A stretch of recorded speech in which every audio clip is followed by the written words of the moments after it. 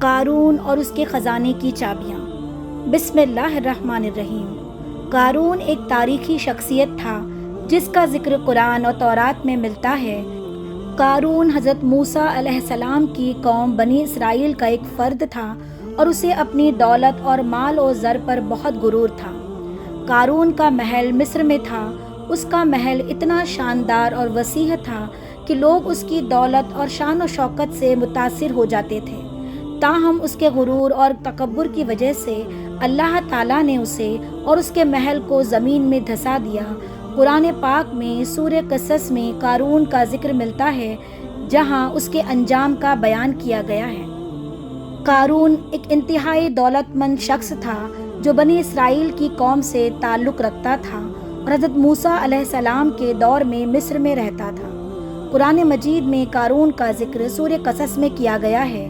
قارون اپنی دولت پر بہت ناز کرتا تھا اور لوگوں کو اپنی دولت سے متاثر کرنے کی کوشش کرتا تھا۔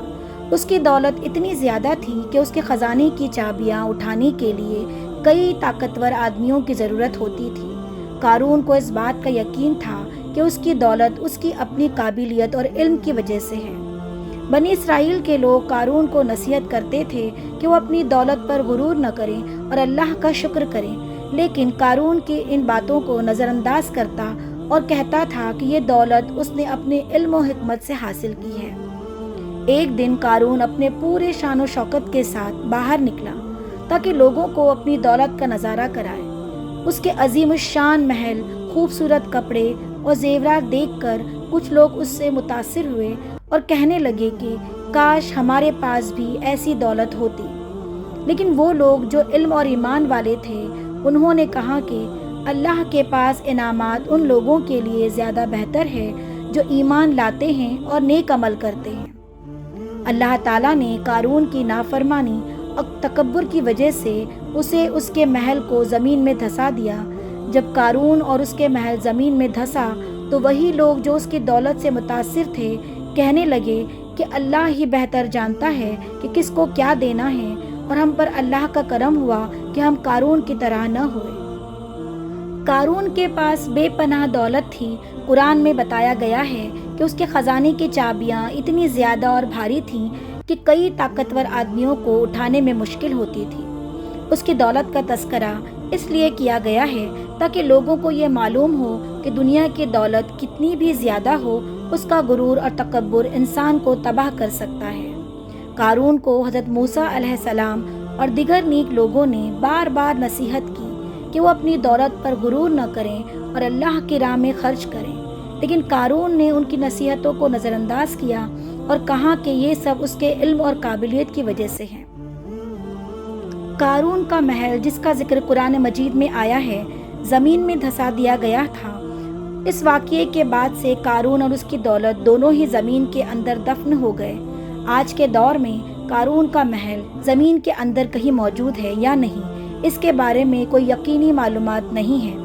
اگرچہ اس کا محل تاریخی طور پر مصر میں واقع تھا، لیکن اس کا کوئی واضح ثبوت موجود نہیں ہے کہ قارون کا محل آج بھی موجود ہے یا نہیں۔ قارون حضرت موسیٰ علیہ السلام کے خاندان سے تعلق رکھتا تھا۔ بعض روایات کے مطابق وہ حضرت موسیٰ علیہ السلام کا چچا زاد بھائی تھا۔ اسے اللہ تعالیٰ نے بے پناہ دولت سے نوازا تھا جس کا وہ غرور کرتا تھا اور کہتا تھا کہ یہ سب اس کی اپنی قابلیت کی وجہ سے ہے۔ حضرت موسیٰ علیہ السلام نے قارون کو بار بار نصیحت کی کہ وہ اپنی دولت پر غرور نہ کرے اور اللہ کی راہ میں خرچ کرے۔ حضرت موسیٰ علیہ السلام نے اسے یاد دلایا کہ اصل دولت اور کامیابی اللہ کے رضا اور نیک اعمال میں ہے۔ قارون نے ان نصیحتوں کو نظر انداز کیا اور اپنی دولت پر فخر کرتا رہا۔ قارون کی نافرمانی اور غرور کی وجہ سے اللہ تعالیٰ نے اسے سخت سزا دی۔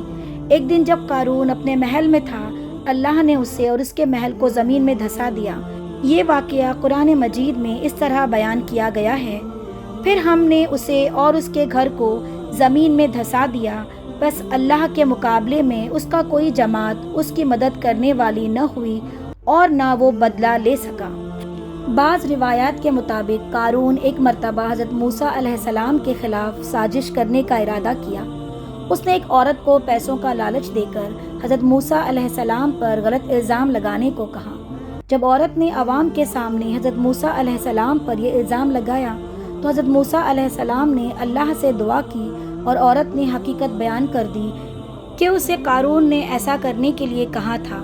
اس واقعے کے بعد اللہ تعالیٰ نے قارون پر اپنا عذاب نازل کیا، اور جب قارون اور اس کی دولت زمین میں دھسی تو وہی لوگ جو اس کی دولت سے متاثر تھے کہنے لگے کہ اللہ ہی بہتر جانتا ہے کہ کس کو کیا دینا ہے۔